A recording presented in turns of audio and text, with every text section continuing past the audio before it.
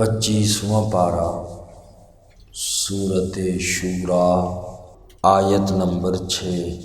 اعوذ باللہ من الشیطان الرجیم،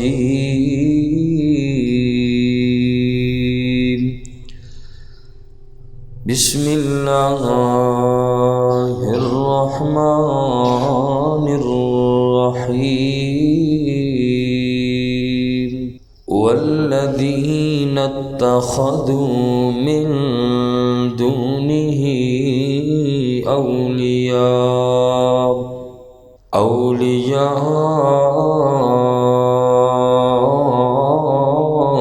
اللہ حفیظ علیہم وما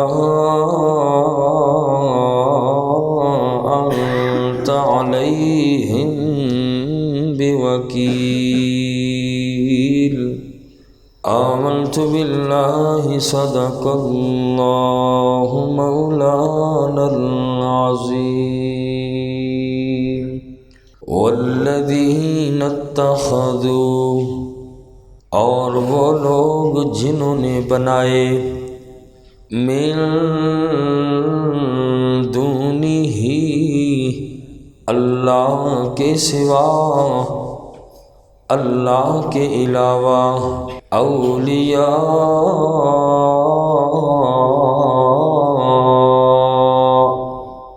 کارساز، اللہ حفیظ علیہم، اللہ ہی نگرانی کرتا ہے ان کی، وما انت علیہم، اور آپ صلی اللہ علیہ وسلم آپ نہیں ہیں ان کے بوکیل،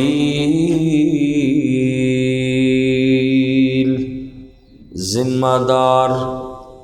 آج کی اس آیت مبارکہ میں اللہ کریم نے توحید والا عقیدہ بیان فرمایا کہ وہ لوگ جنہوں نے اللہ کے سوا کارساز بنا لیے، ان کی حیثیت اللہ کے مقابلے میں کچھ بھی نہیں، اللہ ہی ان کا نگران اور محافظ ہے، اور اختیارات سارے اللہ کے پاس ہیں۔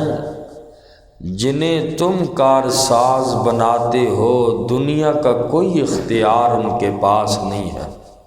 اور فرمایا، اے میرا پاک پیغمبر، آپ ان لوگوں کو رب کی توحید سمجھا دیں، اور یہ بھی یاد رکھیں میرا نبی کہ آپ ان لوگوں کے ذمہ دار نہیں ہیں۔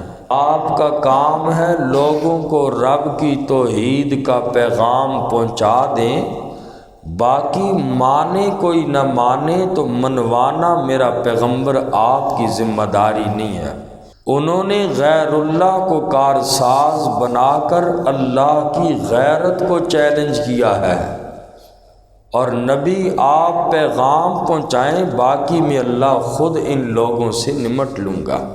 فرمایا، والذین اتخذوا من دونہ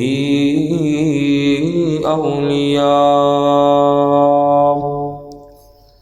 اور وہ لوگ جنہوں نے بنائے اس کے سوا کارساز، اللہ حفیظ علیہم، اللہ ہی نگرانی کرتا ہے ان کی، وما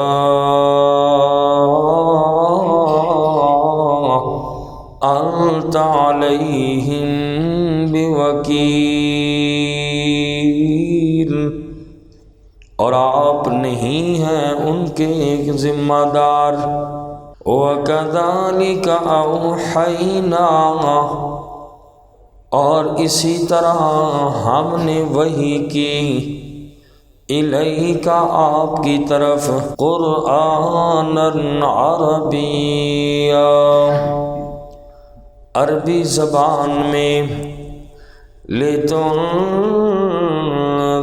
أُمَّ الْقُرَىٰ، تاکہ آپ ڈرائیں القریٰ کو، بستیوں کی ماں کو، بستیوں کی بنیاد کو، ومن حولہا، اور جو اس بستی کے ارد گرد لوگ ہیں، وتنذر یوم الجمع، اور آپ ڈرائیں اس دن سے، جمع ہونے والے دن سے آپ ڈرائیں، لا ریب فیہ، جس میں کوئی شک نہیں، فریق فی الجنہ، ایک فریق جنتی ہے، جنت میں جائے گا، وفریق فی السعیر،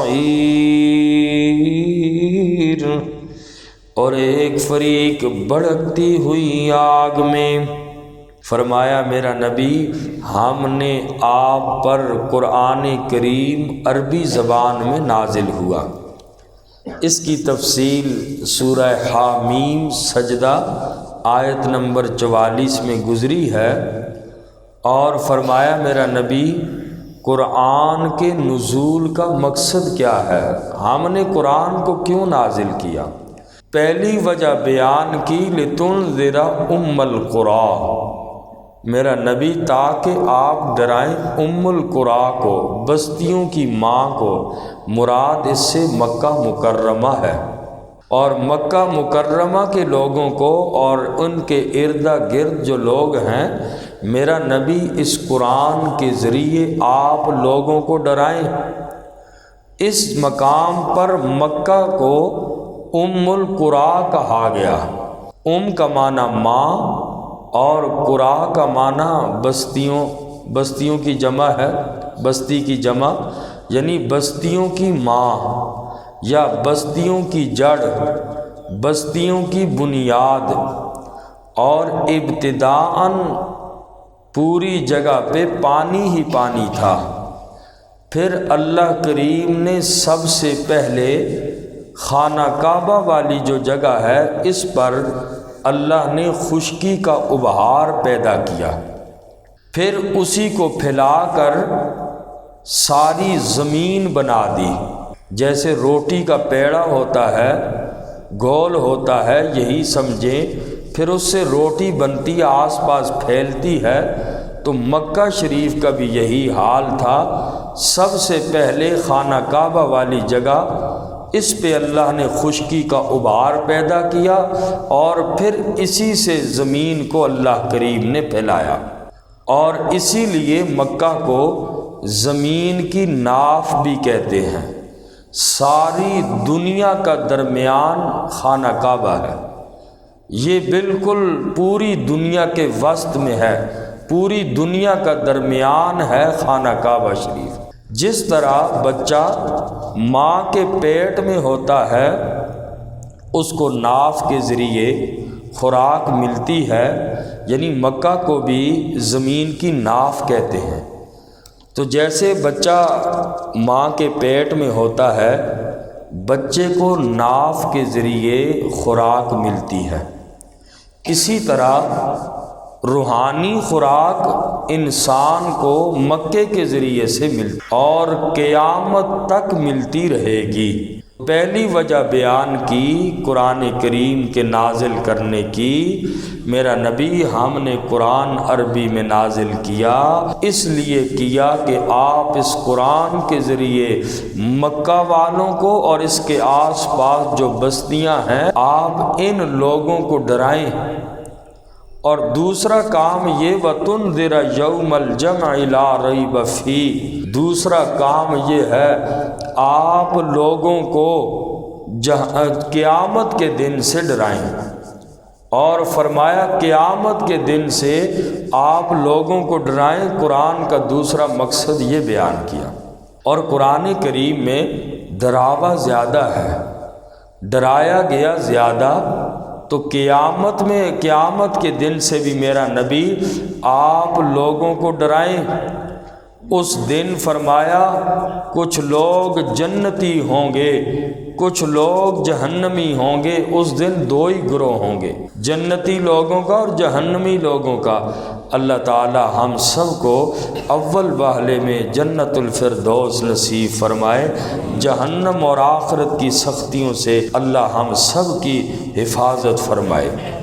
تو فرمایا کہ نبی اگلی آیت، اس آیت مبارکہ میں ہم نے قرآن آپ کی طرف وحی کی، اس قرآن کے ذریعے آپ پہلا کام تو یہ ہے مکہ مکرمہ اور آس پاس کی بستیوں کو ڈرائیں، دوسرا یہ ہے قیامت کے دن سے لوگوں کو ڈرائیں، بڑا سخت دن ہوگا، اللہ ہم سب کو اس دن کی سختی سے محفوظ فرمائے۔ اور اگلی آیت مبارکہ میں فرمایا، دو فریقوں کا ذکر کرنے کے بعد اللہ کریم نے فرمایا کہ اگر اللہ چاہتے تو سارے کے سارے لوگوں کو مسلمان بنا سکتا تھا۔ اللہ جبراً اطاعت پر لوگوں کو مجبور کر کے ایک ہی گروہ بنا لیتا تو رب بنا سکتا تھا۔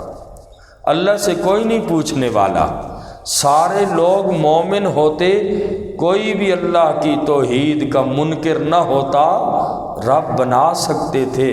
جیسے اللہ نے فرشتے مخلوق بنائی، فرشتوں کے اندر گناہ کا مادہ ہی نہیں ہے، اور فرشتوں کا کام ایک ہی ہے، صرف اللہ کی عبادت اور رب کی تسبیح بیان کرنا، یہ صرف اللہ کے فرشتوں کا کام ہے۔ تو فرمایا کہ اگر اللہ چاہتے، یہ جنت اور جہنمی دو گروہوں کا رب نے ذکر کیا، اگلی آیت میں فرمایا کہ رب سب کو ایک بھی بنا سکتا تھا، لیکن یہ اللہ کی حکمت کے خلاف ہے، کیونکہ اس طرح تو پھر امتحان ختم ہو جاتا۔ اصل تو اللہ نے انسان اور جنات کو رب نے مکلف بنایا، اور اللہ کریم نے ان دونوں کا امتحان لینا ہے، باقی کسی کا نہیں ہے، کسی کا کوئی حساب و کتاب اس انداز کا جنت اور جہنم والا نہیں ہوگا، صرف یہ دو ہی مخلوق ہیں جن سے آخرت میں سوال جواب باقی بھی ہوں گے، باقی یعنی مخلوقات سے جس نے کسی پہ ظلم کیا ہوگا، سینگ والی بکری نے دوسری کو مارا ہوگا، بس وہ ادھر ہی بدلہ لے کے ختم ہو جائے گا کام۔ جنت اور جہنم میں جانے والے دو ہی ہیں، ایک جنات اور دوسرے انسان، اور ان دونوں کو اللہ کریم نے دنیا کے اندر آزاد چھوڑا ہے، ان کو جبراً اللہ نے اطاعت پہ مجبور نہیں کیا۔ سورج مخلوق ہے رب کی، مجبور ہے، جو رب نے ڈیوٹی لگائی سورج نے وہی کرنا ہے، آسمان نے وہی کرنا ہے، ساری کائنات کی چیزیں رب کے حکم کی جبر ہے ان پہ، انہوں نے ماننا ہے ہر حال میں۔ اللہ نے انسان پہ جبر نہیں کیا، انسان کو رب نے چھوڑ دیا پیدا کر کے، فرمایا تیری مرضی ہے۔ رب کا عام اعلان ہے، فمن شاء فلیؤمن ومن شاء فلیکفر، تمہاری مرضی ہے، چاہے تو مومن بنو، تمہاری مرضی ہے، چاہے تو کفر کرو، دنیا میں نہیں پوچھوں گا، ہاں آخرت کا میدان تمہارے لیے ہی لگے گا۔ اس لیے فرمایا کہ انسان اطاعت پر مجبور نہیں ہے، اللہ نے اس کا امتحان لینا ہے، اس لیے اللہ نے اس کو مرضی پہ چھوڑ دیا۔ کر کے یار اللہ نے جنت اور جہنم دونوں کا راستہ بتا دیا، فرمایا اب تیری مرضی ہے، تو جو چاہے کرے۔ انسان کفر یا مسلمانی پر مجبور نہیں ہے، جس کی جو مرضی ہے کرے۔ اور یہ بھی یاد رکھیں کہ جو انسان ہدایت کا طلبگار ہوتا ہے، جو یہ چاہتا ہے کہ اللہ مجھے سیدھا راستہ دکھائے، رب اس کو محروم بھی نہیں کرتے۔ ہاں بے طلب انسان کو ہدایت نہیں ملتی، جس کے دل میں طلب ہی نہیں ہے اس بندے کو ہدایت نہیں ملتی، چاہے جتنے اندھیروں کے نیچے ہو انسان، اگر اس کے دل کے اندر ایمان کی طلب ہے وہ یہ کہتا ہے میں سیدھے راستے پہ چل پڑوں۔ بندے کو نہیں پتہ اگر کفر اور شرک کے اندھیروں میں ہوتا ہے، اسے پتہ نہیں ہوتا کہ یہودیت کا راستہ ٹھیک ہے، عیسائیت کا ٹھیک ہے، اسلام کا ٹھیک ہے، ہندوؤں کا ٹھیک ہے، ہر ایک کا اپنا مذہب ہے۔ اب وہ کس کس کا وہ مطالبہ کرے؟ بس اللہ سے دعا مانگتا رہے اہدنا الصراط المستقیم، ربا جو سیدھا راستہ ہے وہ ہمیں دکھا دے۔ اللہ ایسے بندے کو ہدایت سے محروم نہیں کرتا، اور بے طلب انسان اسے سب کچھ بھی پتہ ہوتا ہے، اس کے باوجود بے طلبہ آدمی محروم ہو جاتا ہے ہدایت سے۔ تو فرمایا دونوں راستے بتا دیا، اب تمہاری مرضی جس راستے پہ چلنا ہے، قیامت کے دن ہر چیز کا حساب ہونا ہے۔ فرمایا وَلَوْ شَاءَ اللَّهُ لَجَعَلَهُمْ أُمَّةً وَاحِدَةً، اور اگر اللہ کریم چاہیں لَجَعَلَهُمْ تو کر دے ان کو أُمَّةً وَاحِدَةً، ایک ہی امت، سارے مومن ہوتے، کوئی بندہ بھی کافر نہ ہوتا، اللہ کر سکتے تھے۔ وَلَٰكِن يُدْخِلُ، اور لیکن وہ داخل کرتا ہے مَن يَشَاءُ،